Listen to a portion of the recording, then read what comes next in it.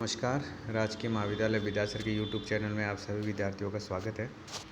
पिछले वीडियो में बात कर रहे थे भारत के अपवाह तंत्र के बारे में, और हम हिमालय अपवाह तंत्र और प्रायद्वीपीय अपवाह तंत्र के जो बीच का अंतर है उसके बारे में अध्ययन कर चुके थे लास्ट वीडियो में।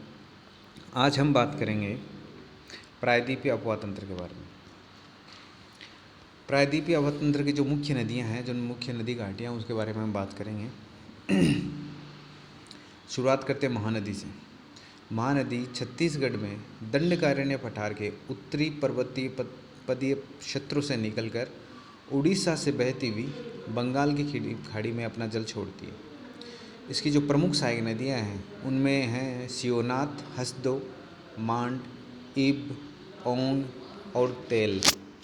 और उड़ीसा में एक हीराकुंड जलाशय भी बनाया गया है इसी महानदी पर। जब हम नदियों का अध्ययन कर रहे हैं, अपवाह तंत्रों का अध्ययन कर रहे हैं, तो इसके लिए आवश्यक है आप एटलस अपने पास रखें, उससे साथ साथ मिलान करते रहें। इससे क्या है कि आपकी जो समझ है वो बेहतर होगी। तो महानदी छत्तीसगढ़ से निकलकर उड़ीसा से होते हुए बंगाल की खाड़ी में अपना जल छोड़ती हैं। इसकी कुछ सहायक नदियाँ हैं और इसी नदी पर हीराकुंड जलाशय बनाया गया है उड़ीसा जिले में, उड़ीसा राज्य में। बात करते हैं गोदावरी नदी की। यह प्रायद्वीपीय भारत का सबसे बड़ा नदी तंत्र है। इसे दक्षिण की गंगा भी कहते हैं। इसका उद्गम है महाराष्ट्र में नासिक जिले से, और महाराष्ट्र में नासिक जिले से निकलकर ये बंगाल की खाड़ी में अपना जल निकालती है, विसर्जित करती है। गोदावरी नदी की जो प्रमुख सहायक नदियां हैं उनमें प्रमुख हैं पूर्णा, जो अजंता की पहाड़ियों से निकलती है महाराष्ट्र में। मंजरा नदी बालाघाट पर्वत श्रेणी से निकलती है महाराष्ट्र में। प्राणहिता नदी, पेनगंगा नदी, वर्धा नदी और इंद्रावती नदी। तो इस प्रकार से प्रमुख नदियां हैं, और ये सभी जो सहायक नदियां हैं वो मध्य प्रदेश, महाराष्ट्र, छत्तीसगढ़, आंध्र प्रदेश, तेलंगाना से गुजरती हैं और अंतिम में अपना जल गोदावरी में मिला देती हैं। गोदावरी नदी द्वारा बंगाल की खाड़ी में एक वृहद डेल्टा का भी निर्माण किया गया है। आगे बात करते हैं कृष्णा नदी के बारे में। कृष्णा नदी पश्चिमी घाट के महाबलेश्वर के निकट से निकलती है और महाबलेश्वर महाराष्ट्र राज्य में स्थित है। यहाँ से निकलने के बाद में ये कर्नाटक में प्रवेश करती है, फिर कर्नाटक, आंध्र प्रदेश और यहाँ से बंगाल की खाड़ी में अपना जल विसर्जित करती है। प्रायद्वीपीय भारत की दूसरी सबसे बड़ी नदी है, जो पूर्व की ओर बहने वाली नदियों में दूसरी सबसे बड़ी नदी है। इसकी सहायक नदियाँ हैं कोयना नदी, जो महाराष्ट्र से निकलती है, तुंगभद्रा नदी, जो कर्नाटक से निकलती है, भीमा नदी, जो महाराष्ट्र से निकलती है, और मालप्रभा नदी, जो कर्नाटक से निकलती है। कृष्णा नदी पर ही कर्नाटक में नागार्जुन सागर बांध का निर्माण किया गया है। इससे दक्षिण की ओर कावेरी नदी तंत्र है, जो कि कर्नाटक की ब्रह्मगिरी की पहाड़ियों से निकलती है। ब्रह्मगिरी की जो पहाड़ियाँ वो पश्चिमी घाट का ही एक हिस्सा है। यह नदी प्रायद्वीपीय भारत की अन्य नदियों की तुलना में लगभग 12मासी नदी है, क्योंकि इसमें जल का हालांकि उतार चढ़ाव रहता है, कम ज़्यादा जल रहता है नदी के बहाव क्षेत्र में। क्योंकि इसका कारण ये है कि इसका 12मासी होने का कारण ये है कि कावेरी नदी के अपवाह क्षेत्र का जो जलग्रहण क्षेत्र का ऊपरी भाग है, जो उत्तर की ओर का भाग है, वहाँ दक्षिणी पश्चिमी मानसून से वर्षा होती है गर्मियों में, और जो निचला भाग है, दक्षिणी भाग है, वहाँ पर उत्तरी पूर्वी मानसून से वर्षा हो जाती है। तो अलग अलग सीजन में अलग अलग मैकेनिज्म से यहाँ वर्षा हो जाती है। इस तरीके से कह सकते हैं कि इसके जलग्रहण क्षेत्र में 2 बार वर्षा होती है वर्ष में। इस वजह से इसका जो जल स्तर है, नदी में जल जो बहाव है, वो नियमित और निरंतर बना रहता है। इसका मुख्य जो अपवाह तंत्र है वो कर्नाटक और तमिलनाडु में फैला हुआ है। इसकी प्रमुख सहायक नदियों में काबिनी नदी है, भवानी नदी है, अमरावती नदी है, हेमावती नदी है, शिमसा इत्यादि नदियाँ इसकी सहायक नदियाँ हैं। कावेरी नदी पर तमिलनाडु में मैटूर बांध का निर्माण किया गया है, और कर्नाटक में होगेनकोल प्रपात इसी नदी पर निर्मित है। बात करते हैं नर्मदा नदी के बारे में। नर्मदा नदी, अभी तक जो हम नदियाँ पढ़ रहे थे इससे पहले, महानदी, गोदावरी, कृष्णा, कावेरी, ये सभी नदियाँ अब पूर्व की ओर बहने वाली है, अर्थात वे नदियाँ जो बंगाल की खाड़ी में अपना जल विसर्जित करती है। यहाँ नर्मदा जो नदी है वह पश्चिम की ओर बहने वाली नदी है, जो बंगाल की खाड़ी में अपना जल विसर्जित नहीं करती है, अरब सागर में अपना जल विसर्जित करती है। नर्मदा नदी अमरकंटक पठार के पश्चिमी ढाल से निकलकर, तो अमरकंटक जो पठार है वो मध्य प्रदेश में, तो मध्य प्रदेश का जो अमरकंटक पठार है उसके पश्चिमी ढाल से निकलकर विंध्याचल और सतपुड़ा पर्वतों के मध्य से भृंज घाटी में बहती है।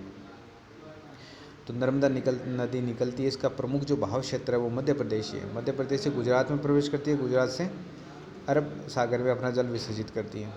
यह निकलती है मध्य प्रदेश के अमरकंटक पठार के पश्चिमी ढाल से, और वहाँ से जो इसका अपवाद तंत्र है, अपवाद जो इसका जो बहाव क्षेत्र है उसके उत्तर की ओर विंध्याचल पर्वत है और दक्षिण की ओर सतपुड़ा पर्वत है। तो इन दो पर्वत श्रेणियों के मध्य से होकर एक भ्रंश घाटी में ये बहती हुई है। और ताप्ती नदी और नर्मदा नदी और ये कुछ ऐसी नदियाँ हैं जो डेल्टा का निर्माण न करके जवार नदमुख का निर्माण करती है, एस्चुरी बनाती है, ना कि डेल्टा बनाती है। तो यह नदी वह नदी है जो डेल्टा का निर्माण नहीं करती, ये जवार नदमुख बनाती है। नदी भ्रंश घाटी में बहते हुए संगमरमर चट्टानों में महाखंड बनाती है, जो गोर्ज बनाती है ये संगमरमर चट्टानों में, और जबलपुर के निकट धुआंधार जलप्रपात निर्माण बनाती है।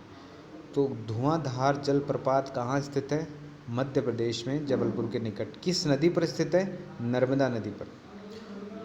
और यह चीज़ भी आप ध्यान में रखिए कि नर्मदा नदी द्वारा ही मध्य प्रदेश में एक गोर्ज का निर्माण किया जाता है। बात करते हैं परियोजना के बारे में, तो यहाँ पर सरदार सरोवर परियोजना जो काफ़ी फेमस है, इसका निर्माण नर्मदा नदी पर ही किया गया है। तापी नदी निकलती है मध्य प्रदेश के बैतूल के पठार से, और बैतूल का जो पठार है वो सतपुड़ा पर्वत का एक अंश है या हिस्सा है। इसका जो अपवाद क्षेत्र है वो मध्य प्रदेश, महाराष्ट्र और गुजरात में फैला हुआ है। यह नदी भी भ्रंश घाटी में बहती है। तो मध्य प्रदेश के बैतूल के पठार से निकलकर ये नदी पश्चिम की ओर बहती है, और मध्य प्रदेश से महाराष्ट्र में, महाराष्ट्र से गुजरात से, और फिर अरब सागर में अपना जल विसर्जित कर देती है। गुजरात की जो अन्य छोटी नदियाँ हैं उनमें शत्रुंजी, भद्रा, ढाढर और भोगवा नदियाँ प्रमुख हैं। बात देखते हैं हम आगे गोवा की नदियों के बारे में। गोवा की दो प्रमुख नदियाँ हैं, मांडवी और जुआरी। मांडवी नदी को गोवा की लाइफलाइन भी कहा जाता है। यह निकलती है पश्चिमी कर्नाटक से, वहाँ से ये गोवा में प्रवेश करती है और गोवा से ये अरब सागर में अपना जल विसर्जित करती है। इस नदी द्वारा भी डेल्टा का निर्माण नहीं किया जाता, इसके द्वारा एस्चुरी का निर्माण किया जाता है। और इस नदी का महत्व है आंतरिक जल परिवहन में, अर्थात गोवा का जो में परिवहन में इस्तेमाल की जाती है नदियाँ, इस यहाँ पर नावें चलती हैं, और जो कमर्शियल जहाज़ है वहाँ वो भी इस नदी को इस्तेमाल करते हैं। इसके अलावा जुआरी नदी है, वह भी गोवा की प्रमुख नदी है। यह भी अरब सागर में गिरती है, डेल्टा का निर्माण नहीं करती है। मांडवी की तरह यह भी एक एस्चुरी या जवार नदमुख का निर्माण करती है। इसके आगे हम बात करेंगे केरल की प्रमुख नदियों के बारे में। तो केरल की प्रमुख नदियों में हम शामिल करते हैं भरतपुजा या पोनानी नदी को, पेरियार नदी और पंबा नदी। जो भरतपुजा या पोनानी नदी है वह अन्नामला की पहाड़ियों से निकलती है, और यहाँ से निकलने के बाद में ये पश्चिम की ओर अपवाहित होती है या प्रवाहित होती है और अरब सागर में अपना जल डालती है। पेरियार नदी केरल के जो पश्चिमी घाट की पर्वतमाला वहाँ से निकलती है। इसी नदी पर यहाँ से निकलने के बाद में पश्चिम की ओर बहती है और बहते हुए अरब सागर में अपना जल विसर्जित करती है। इसी नदी पर इदुक्की जलाशय, जिसे हम मुल्ला पेरियार बांध भी कहते हैं, का निर्माण किया गया है। पाम्बा नदी यहीं केरल से निकलती है और वेमना झील में गिरती है। इसी पाम्बा नदी के किनारे सबनीमारा मंदिर भी है, जो कुछ साल पहले काफ़ी सुर्खियों में रहा था। तो पाम्बा नदी वेमना झील में अपना जल डालती है और इसके किनारे सबरीमाला मंदिर भी स्थित है। बात करते हैं शरावती नदी के बारे में। ये कर्नाटक में शिमोगा से निकलती है और यहाँ से निकलने के बाद पश्चिम की ओर प्रवाहित होती है और अरब सागर में अपना जल डालती है। इस नदी पर जोग प्रपात, जिसे गर सोपा जलप्रपात भी कहते हैं, वह स्थित है। इसके अलावा दो वेतरना और कालिंदी नदी के बारे में हम सुनते हैं। ये दोनों महाराष्ट्र से निकलती हैं और यहाँ से निकलने के बाद में पश्चिम की ओर अपवाहित होते हुए अरब सागर में अपना जल डालती है। तो आज हमने बात करी है मोटे तौर पर जो प्रायद्वीप क्षेत्र है वहाँ की प्रमुख नदियों के बारे में, जो गंगा नदी तंत्र का भाग नहीं है। अब जैसे कुछ नदियाँ हैं जो प्रायद्वीपीय भारत से निकलती है, लेकिन गंगा नदी की सहायक नदी होने की वजह से उनका हमने अध्ययन इसमें नहीं किया है। तो उसको हम अगले वीडियो में बात करें।